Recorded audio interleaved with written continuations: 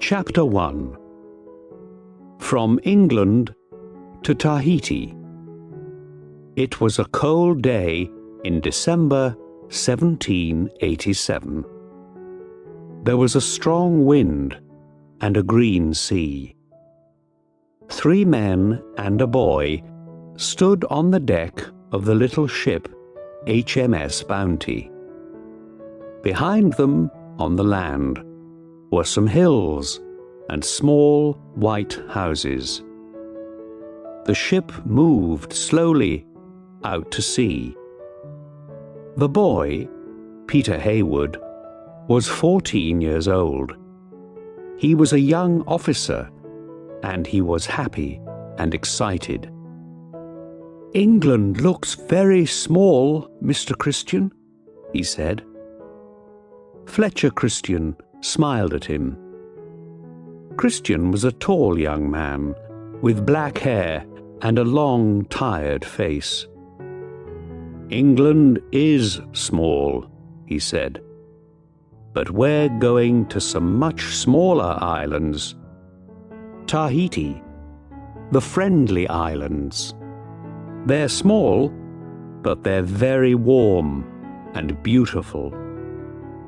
A sailor, John Adams, laughed. "That's right, Mr. Christian, sir," he said. "Good food, warm sun, blue skies, and hot, beautiful women, too. I want—" "Be quiet, man," someone shouted. Christian and Heywood looked behind them. They saw the captain, William Bligh. He was a small man with brown hair. Christian knew Bligh well. They were friends.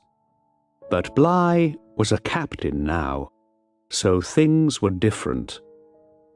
The Bounty was his first ship, and it was very important to him. "Don't talk about women on my ship, Adams," he said angrily.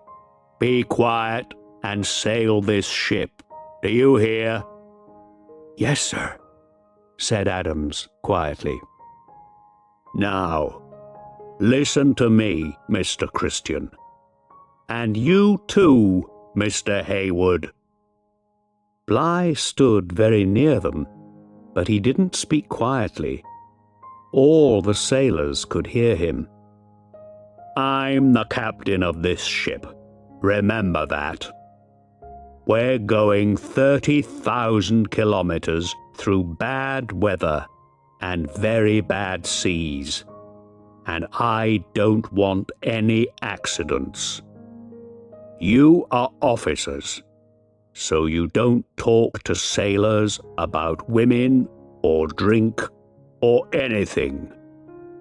You must work hard, and your sailors must work hard too. Do you understand me, Mr. Christian?" "Yes, sir," said Christian. But he didn't look happy. "Good.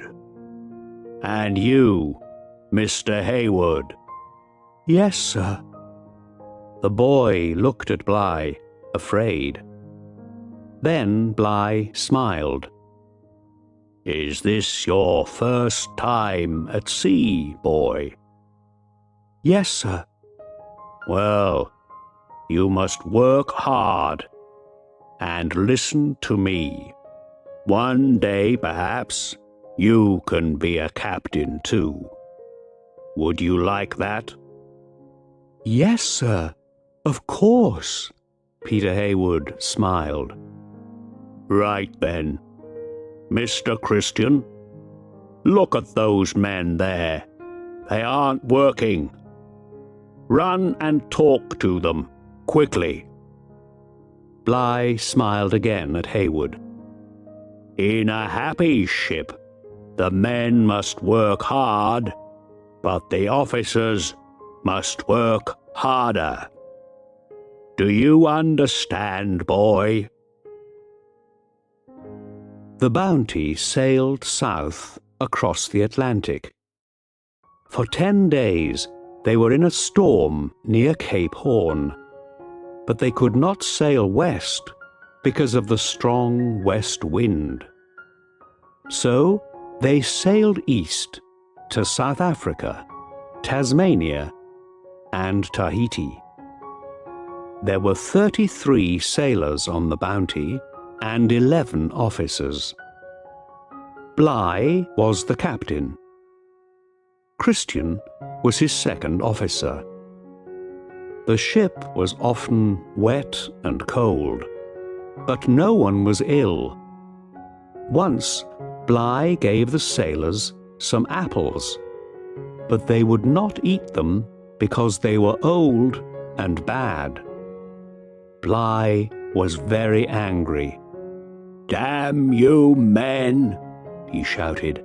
"Apples are good for you. You eat them, I say." On the 26th of October, 1788, the Bounty arrived at Tahiti. The islanders came to the ship in big canoes with food. The king of Tahiti, Otoo, was friendly. Bligh went to Otoo's house and gave him things from the King of England. "Thank you, Captain," Otoo said. "You are welcome here. I must give the King of England something too. But he's a rich man. What would he like? Do you know?" Bligh smiled. It was an important question. "My king is very rich, Otoo," he said. "But we don't have any breadfruit trees in England. My king would like some for his people in Jamaica. Can I take some on my ship?" Otoo laughed. "Of course," he said. "That's easy. Take lots of them. My people can help you." The Bounty stayed at Tahiti for 5 months, and by March there were 1,000 breadfruit trees on the ship. Tahitian children played on the ship, and in the evenings the sailors danced and sang with the women. One morning, some sailors and Tahitian women took a ship's boat to a different island. Bligh was very angry. When the sailors came back, he put chains on their legs. Then he shouted at his officers and men. "You men must stay away from these women," he said. "You must all listen to me and work hard for me and the king." Some officers kept pigs on the ship. Sometimes Bligh took the pigs from his officers. "I'm giving this food to the sailors," he said. "They need it, not you." April the 4th was the Bounty's last day in Tahiti. The ship was full of food and people. Otoo and his family, all the sailors and their Tahitian friends. But nobody sang or danced. Everyone was quiet and sad. Peter Heywood saw John Adams with a Tahitian woman. She cried, and he talked to her for the last time. Then she got into a canoe and went back to the island. Peter stood near him sadly. The sun went down in the west. "Mr. Christian," shouted Captain Bligh, "are all the Tahitians off the ship?" "Yes, sir," Christian answered. "Good. Then we sail for Jamaica, and then back to Old England. He looked at Peter. Don't stand there, boy. Get to work. Look at all our beautiful breadfruit trees.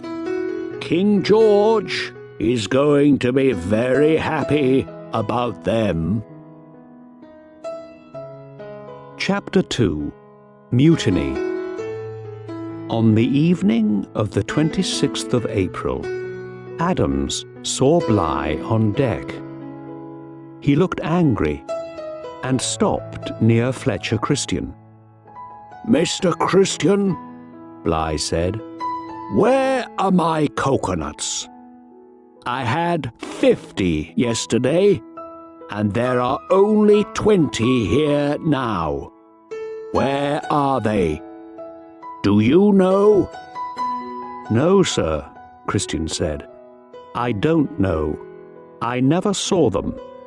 I didn't take them. You know that. Captain Bligh looked at his tall young officer and said nothing. Bligh and Christian were once friends, Adams remembered, but not now. Bligh was often angry. Christian was always worried, afraid.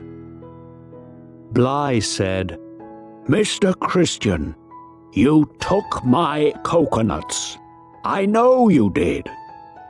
You're my second officer, but all you officers take my things. God damn you all. At 4 o'clock that morning, Adams saw Christian again. It was a quiet night, and the ship moved slowly through the water. Christian had a piece of wood with him and a bag. His face was white in the moonlight. A young officer, George Stewart, talked to Christian. What are you doing, Mr. Christian? Stewart asked. I'm in hell, Christian said. Bligh doesn't like me, or any of his officers. I must leave the ship. Leave? What are you talking about? How? I have some food in this bag, and wood, and I can swim, Christian said. We're not far from the island of Tafua. Perhaps I can swim there. Swim to Tafua? Of course you can't, man. Do you want to die? It doesn't matter. I can't stay here with that man. I'm in hell, I tell you.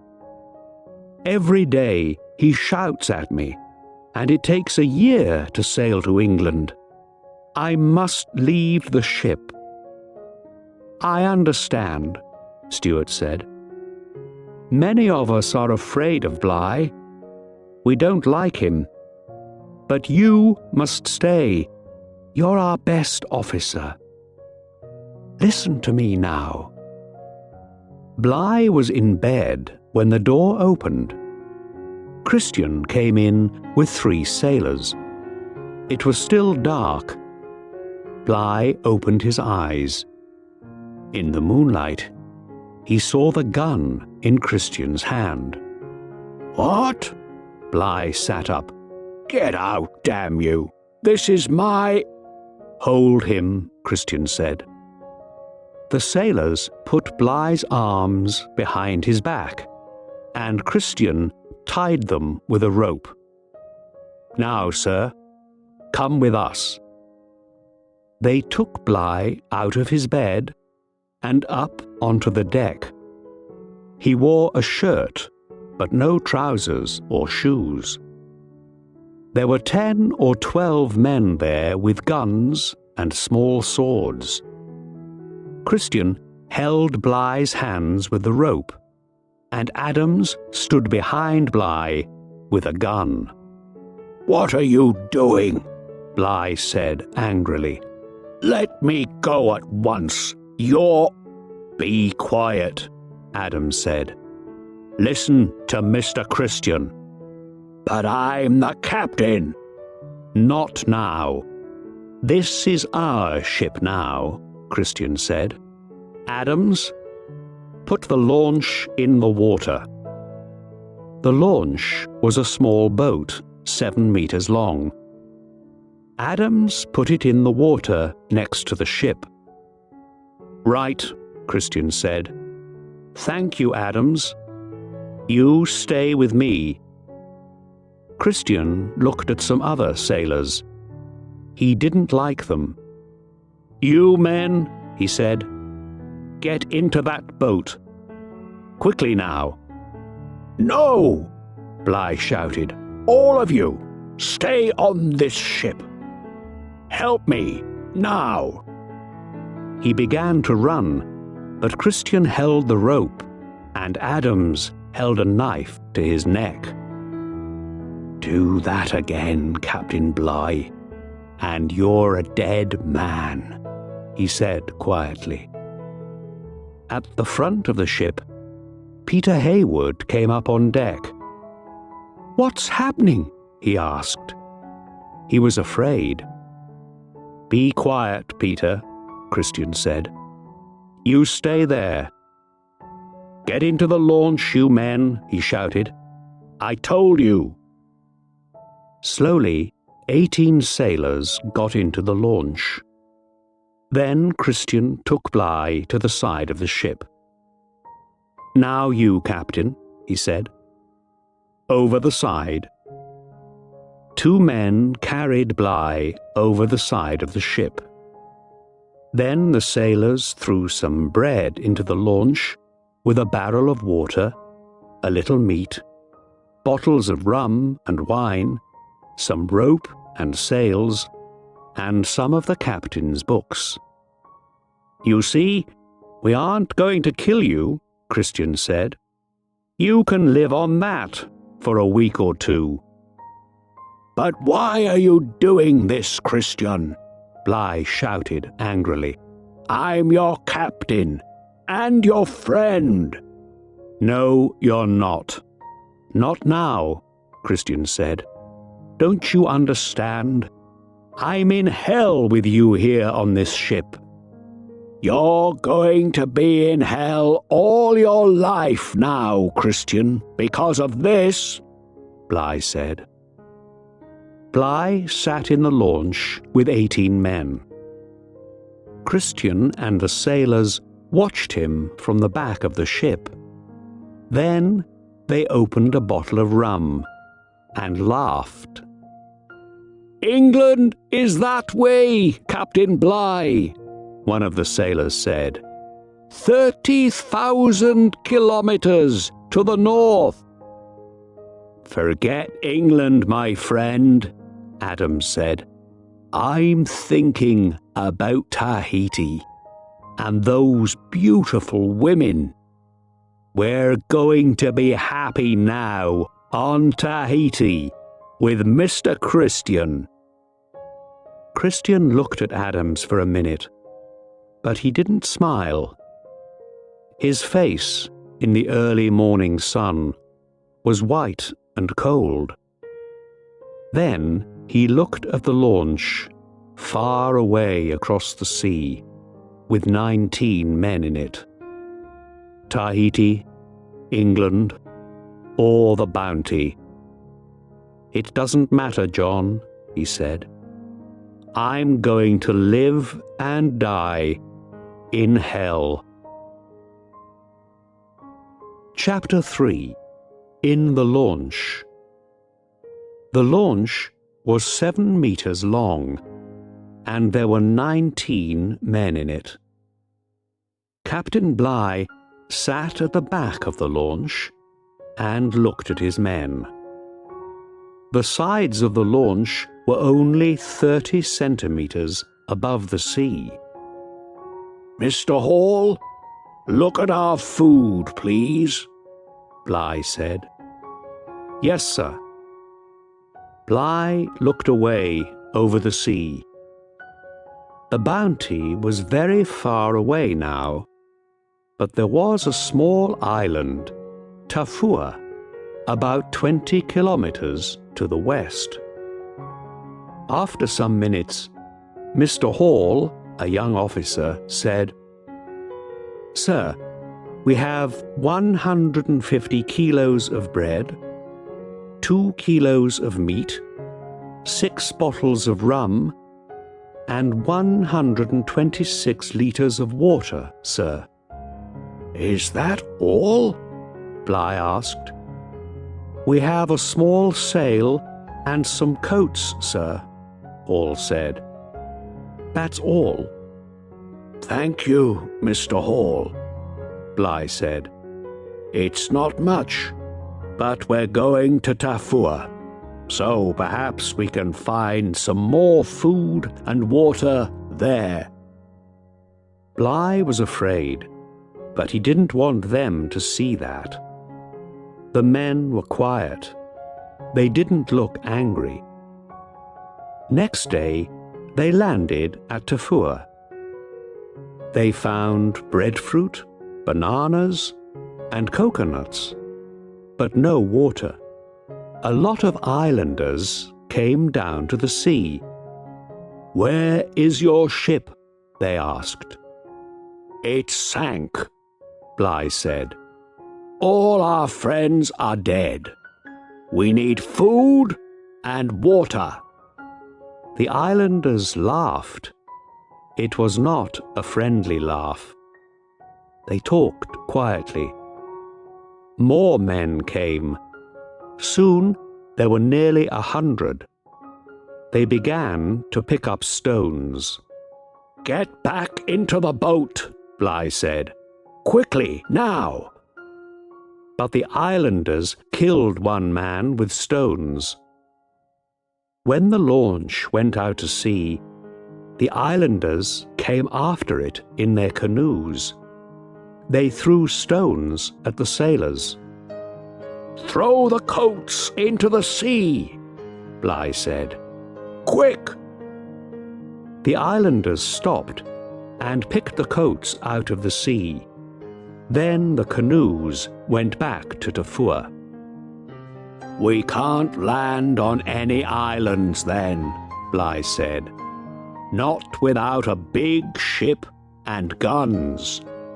He looked at his men. They were quiet and afraid.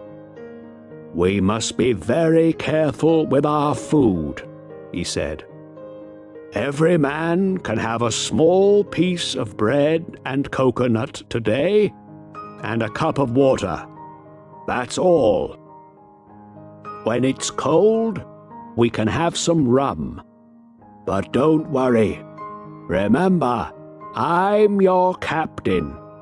Listen to me, and we can stay alive." "Yes, sir." Then the youngest, a boy called Robert Tinkler, said, "I want to go home." Bligh looked at him, and for a minute the boy was afraid, because Bligh was often angry. Then he saw a small, cold smile on Bligh's face.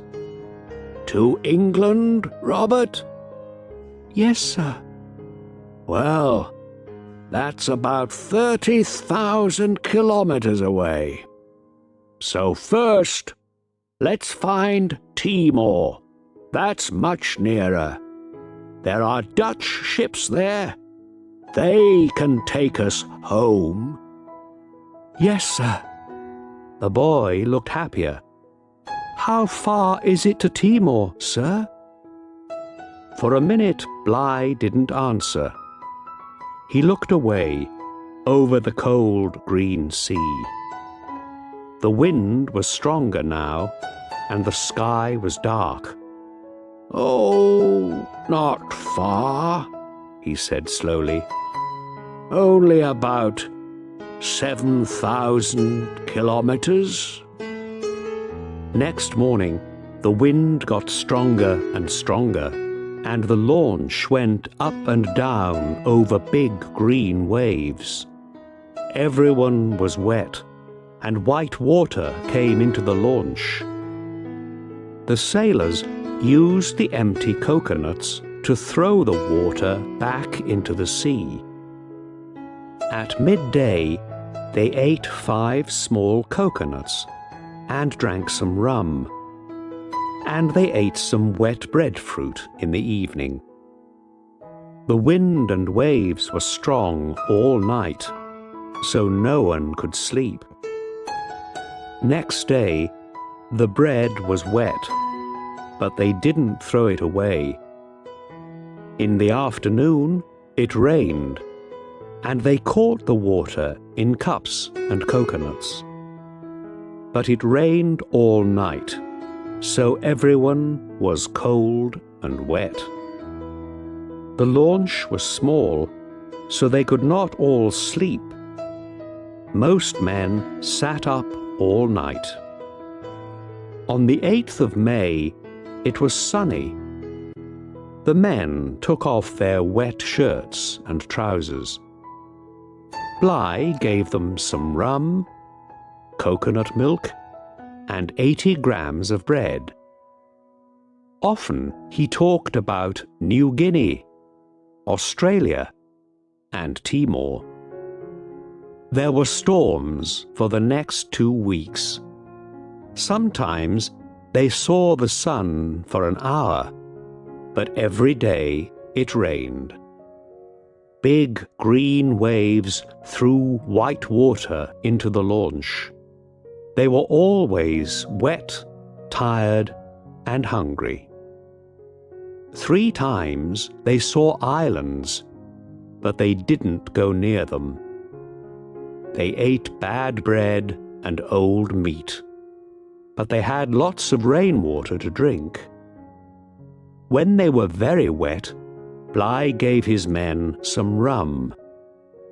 No one could sleep for more than 1 or 2 hours. But every hour, Bligh held a long rope over the side. The rope had knots in it. The men watched carefully. The knots went behind the launch, and Bligh looked at his watch. "We're going quickly today," Bligh told them, and wrote in a little book. "We're going about 160 kilometers every day," he told his men.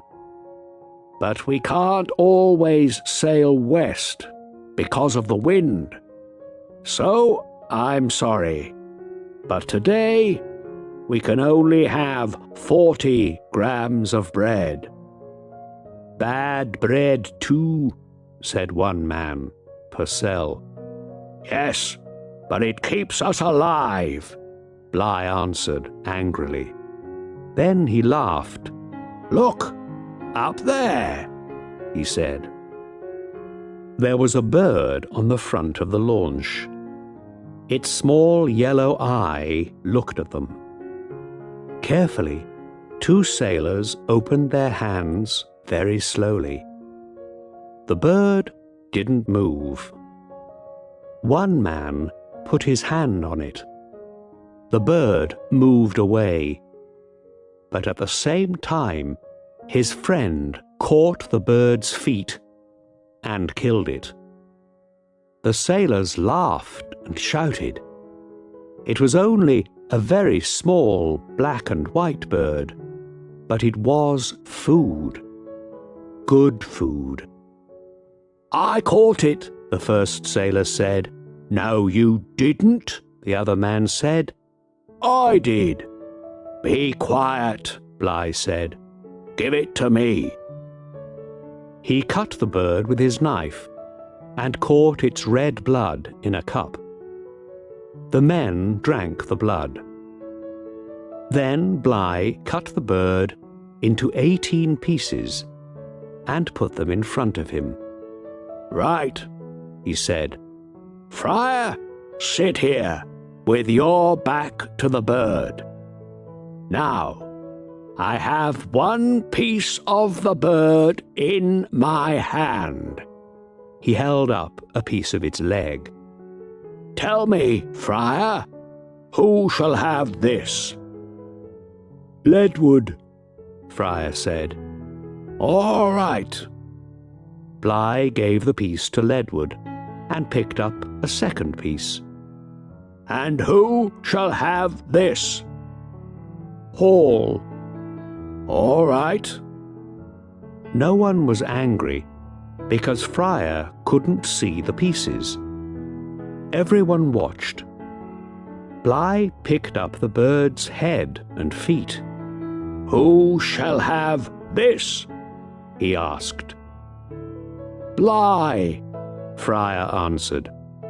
Everyone laughed, and Bligh looked at the head and feet sadly. Oh, well, he said, I know it's good for me. Slowly, he began to eat them. That evening, they caught a bigger bird and ate that too. Next day, they caught one more. Everyone was happy. Why are all these birds here? The boy Robert asked. Bligh smiled. Because we are near land, he said. On the 28th of May, at midnight, they saw white water in front of them. The Barrier Reef, Bligh said. A line of rocks under water. We must be careful. Ships often sink here. Take down the sail and move slowly. We must find a way through. They sailed slowly near the white, angry water. Then, after 4 hours, they found a way through. Behind the Barrier Reef, the sea was blue and quiet. They sailed quietly to a small island. They could sleep on the island and walk about. They began to look stronger, but they were 2,000 kilometers from Timor, so they could not stay long. After 6 days, they went to sea again, west towards Timor. The sun was very hot, and 2 men were ill. Bligh gave them some rum and the blood of birds. But they can't live much longer in a little boat like this, he thought. We're all tired and hungry. Someone is going to die soon. But it was not far now. Every hour, Bligh held the rope over the side and wrote in his little book. He watched the sun and the sea and the sky. And then, on the 11th of June, Bligh said, You cannot see it, but south of us there's a big island called Timor. They laughed and smiled and sang. Next day they saw the island, green trees and hills. 2 days later, they came to a town called Kaupang. There were some Dutch sailors by the sea. Bligh and his men walked up to them. Who are you? A Dutch officer asked. You look hungry and ill. Where are you from? I'm Captain William Bligh, of the English ship HMS Bounty. These men are English sailors. We left Tafur 41 days ago. Tafur? The Dutch officer asked. Where is that? It is a small island about 7,000 kilometers away. We came in that small launch. My God, 41 days in that. The Dutchman looked at the launch, and for a minute he said nothing. Then he asked, "Did many of you die?" Bligh smiled. "Oh no, only one. And the islanders on Tafua killed him. 17 men left Tafua with me, and 17 men are here now, alive." Chapter 4. The Pandora. On the 14th of March, 1790, Bligh and his men arrived in England. When he told the story of the mutiny, English people were very angry. They sent Captain Edwards in the Pandora to Tahiti. On the 23rd of March, 1791, the Pandora arrived in Tahiti. Captain Edwards and his men looked carefully at the island. They could see a lot of trees and small houses, but no English ship. Then a small canoe came out to the Pandora. The 3 men in the canoe shouted and smiled. "I think they're Englishmen, sir," a sailor said. "All right," Captain Edwards said. "They can come on the ship. Perhaps they can tell us something." The 3 men were brown and strong, but they wore English sailors' hats and trousers. One of them, a boy about 18 years old, smiled at Edwards. "Good morning, sir. My name is Peter Hayward. I am a young officer from the Bounty. This is Mr. Stewart and Joseph Coleman, a sailor." "Yes, I see," said Edwards. 3 of you. Where are your friends? Where is Mr. Christian and the Bounty?" Hayward looked worried. "Mr. Christian? He sailed away in the Bounty, sir. A year ago, I think. But we didn't go with them. We waited for you. We aren't afraid." "I see," Edward said. He looked at them carefully. "All right, then. Tell me your story. What happened after Christian put Captain Bligh in the launch?" "Well, sir," Hayward said, "we threw the breadfruit trees into the sea and sailed here, to Tahiti. Otoo, the king of Tahiti, was good to us, and a lot of men wanted to stay here. But Mr. Christian was afraid. "We can't stay here," he said, "because a ship is going to come from England."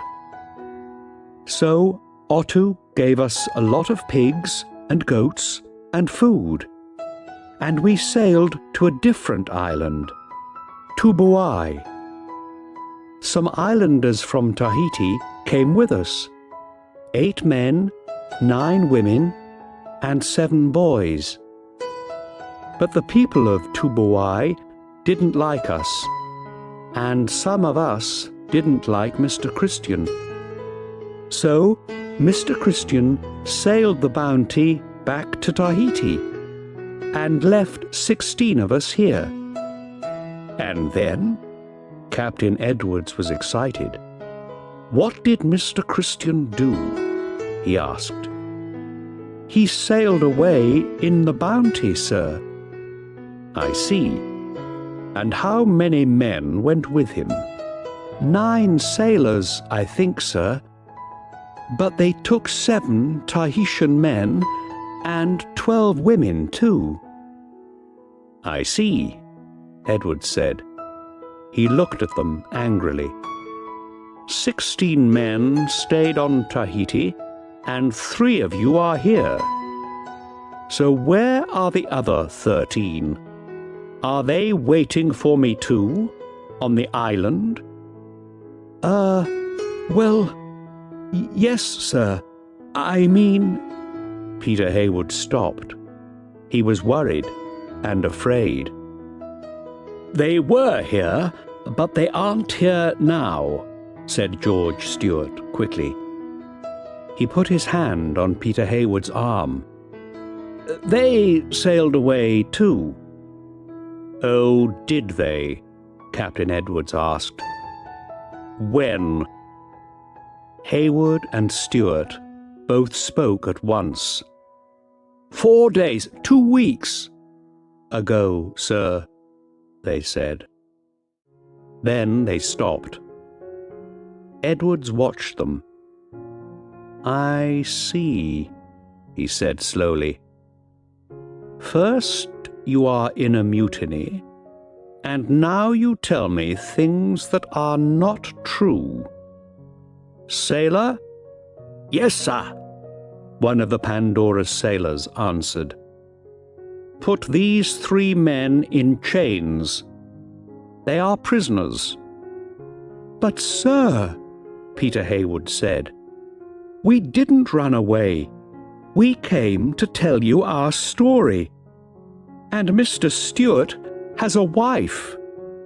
"A wife?" Captain Edwards laughed. "Is she at home in England?" "No, sir. Here," Mr. Stewart answered. "She's a Tahitian woman. Her name is Peggy, Mrs. Peggy Stewart. And we have a daughter." Edwards laughed again. "A Tahitian woman? I'm sorry for her. But don't worry. She can come on the ship and see you in your new prison. Look behind you. We have a wonderful prison for you and your friends. Look." The 3 sailors looked behind them. On the deck of the Pandora was a wooden box, about 2 meters high and 4 meters long.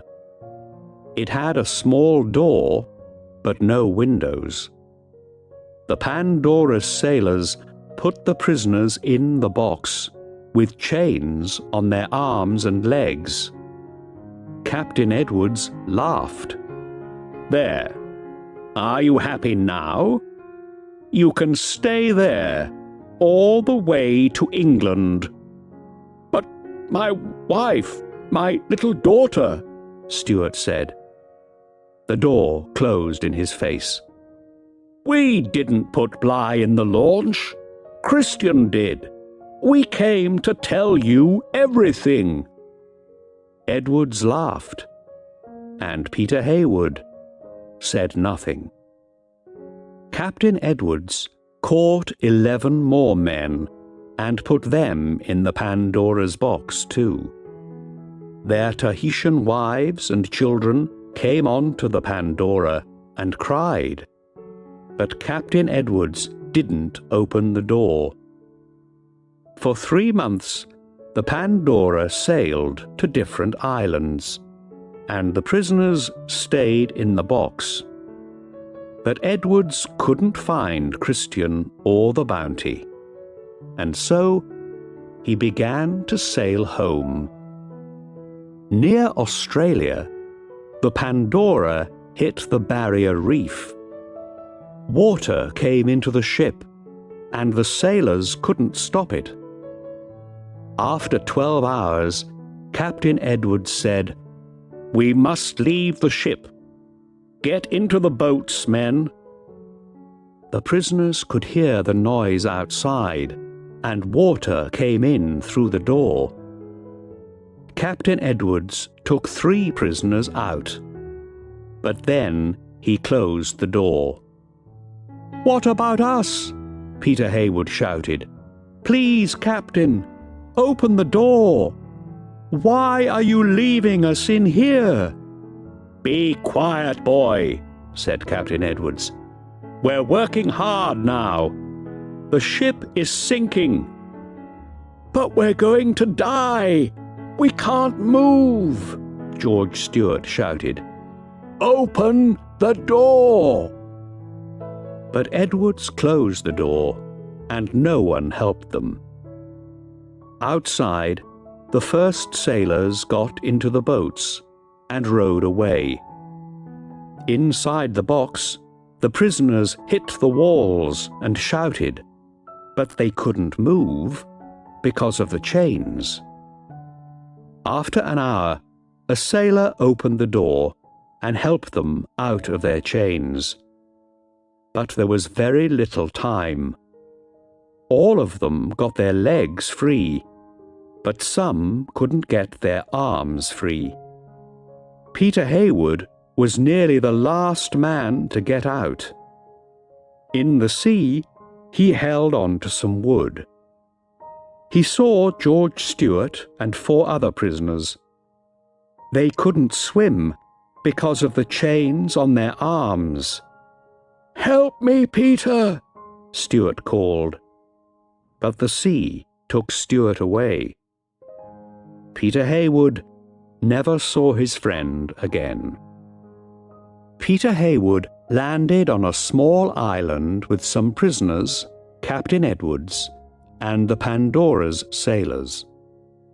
They had 4 boats, but only 1 small barrel of water and some bread. Like Captain Bligh, they sailed to the Dutch island of Timor. Then a Dutch ship took them to England. They arrived on the 19th of June, 1792. Peter Heywood looked across the water at the green hills and small houses. "Home," he said quietly to a Dutch sailor. "England is very beautiful, you know. I left here 5 years ago." "Are you going to see your family?" the Dutchman asked. "Not yet," Peter answered. "I must go to my trial first. And the punishment for mutiny, you know?" He stopped. The wind moved his brown hair. The Dutchman put a hand on his arm. "I know, Peter," he said sadly. "The punishment for mutiny is death." Chapter 5. Death, Life, and Thursday. There were 9 captains at the trial. Peter Heywood stood in front of them and talked about the night of the mutiny. "It was 4 years ago," he said. "I was a young officer, 15 years old. When I came up on deck, Captain Bligh was Mr. Christian's prisoner. How could I help him? I didn't have a sword or a gun. Mr. Christian put Captain Bligh and 18 men into the launch." One of the 9 captains asked, "Did you try to help Captain Bligh, Mr. Heywood?" "No, sir, I couldn't. Christian and his men had swords and guns. I had nothing." A different captain asked, "Did Mr. Christian do the right thing then? What do you think?" "No, sir, of course not." "But you didn't get into the launch with Captain Bligh. Why not?" "I couldn't, sir. It was full. There were 19 men in it. It nearly sank without me."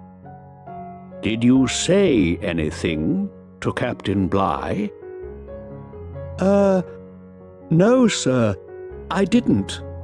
Some men did, but not me."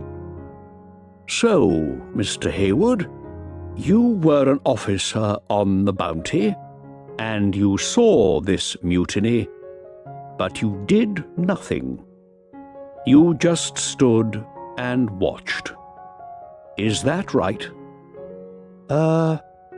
Yes, sir. Peter Heywood was afraid now.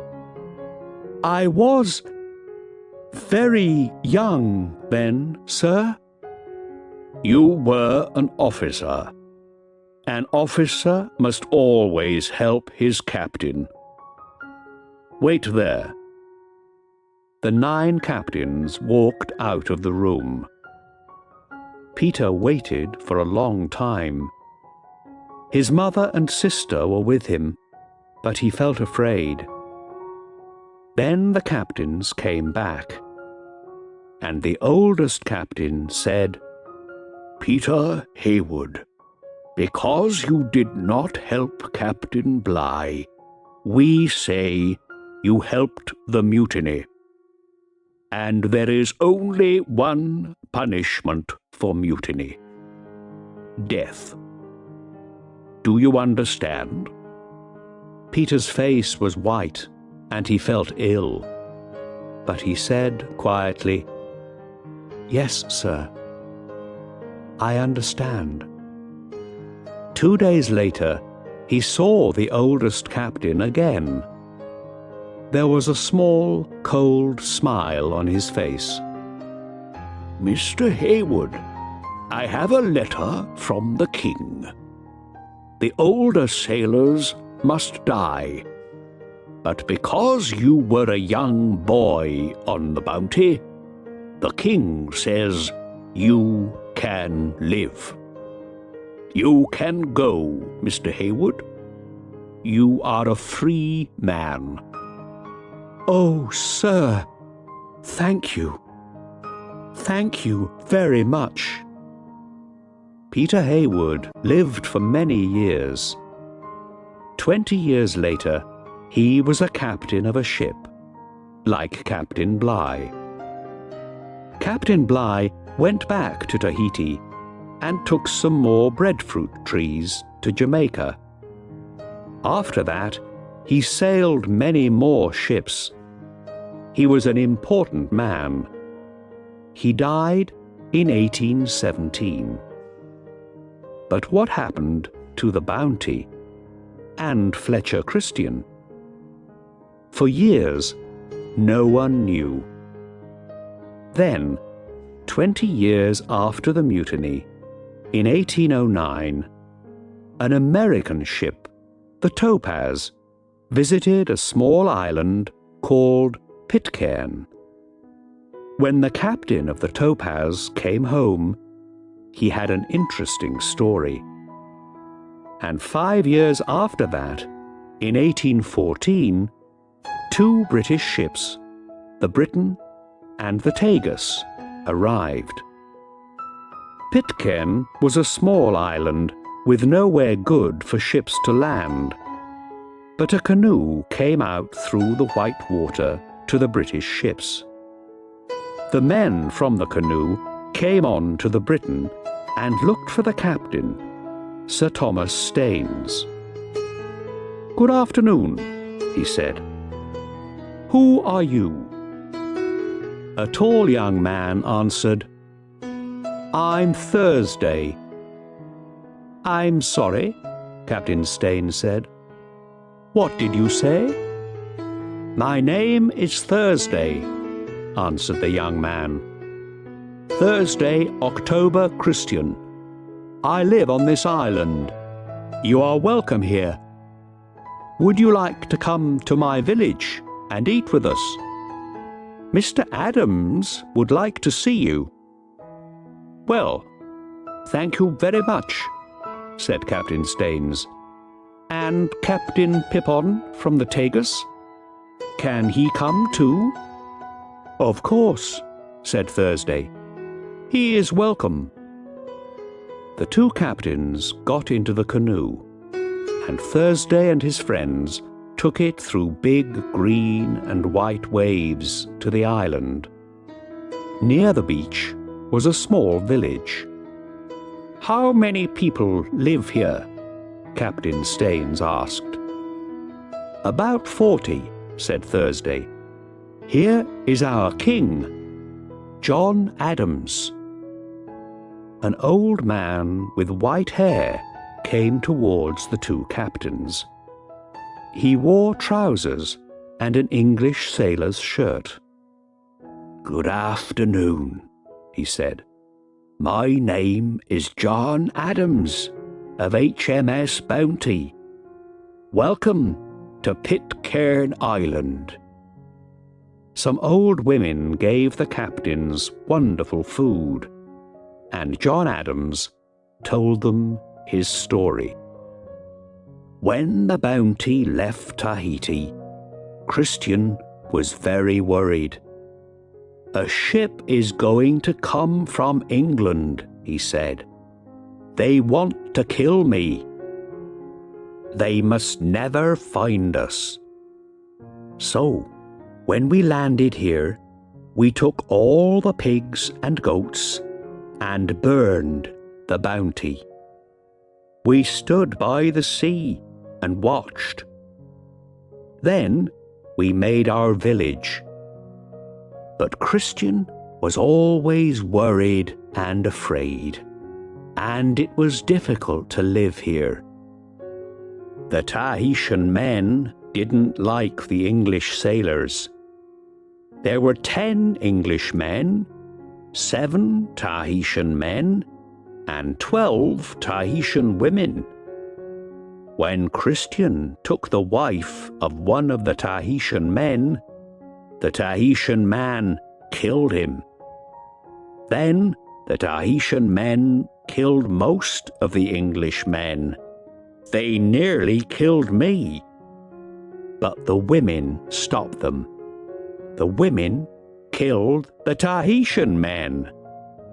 After that, there was one man alive on the island. Me. But there were 9 women and some small children.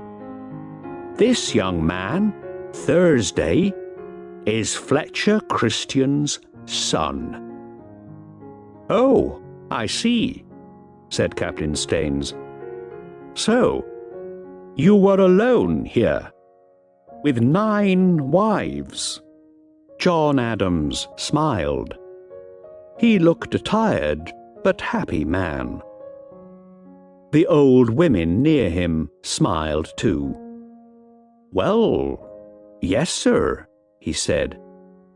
"But I'm a good husband to them, and a good father to all these children. And of course, now that these boys are men, they have wives too." "Do you all speak English?" Captain Pippin asked. "Yes, sir. English and Tahitian too. We have our pigs and goats and coconut trees, and we think about God every day, sir." "You are very happy," Captain Staines said. "We are, sir," John Adams said. "All of us. But," he stood up slowly, "I know why you are here. You are going to take me to England with you.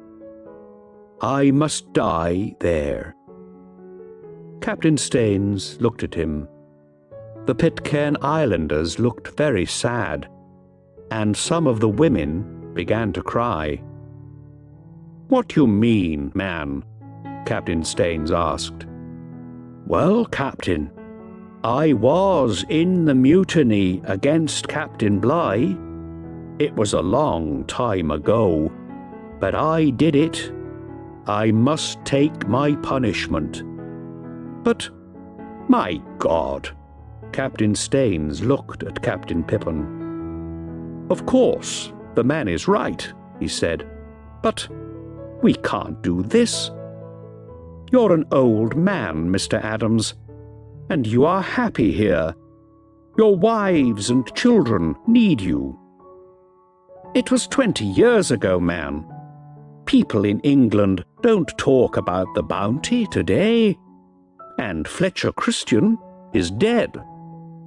"He is dead, but I'm not," John Adams said. "I helped him, and I'm here now, in front of you." "And this is your home," Captain Staines said. "You are an old man. You must die here, not in England. Sit down, Mr. Adams. Let's finish this wonderful food." "All right, Captain," John Adams said. "And thank you." He sat down, and the Pitcairn Islanders smiled. "Tell me about Bligh," Captain Staines said. "He's an important man now, you know, but most people like him. Why were you all angry with him?" Adams thought for a minute. He looked up at the trees over his village and at the smiling faces of his wives and children. "Bligh?" he said. "Well, he was a good sailor, of course. We were angry with him, but I can't remember why. It's a very long time ago."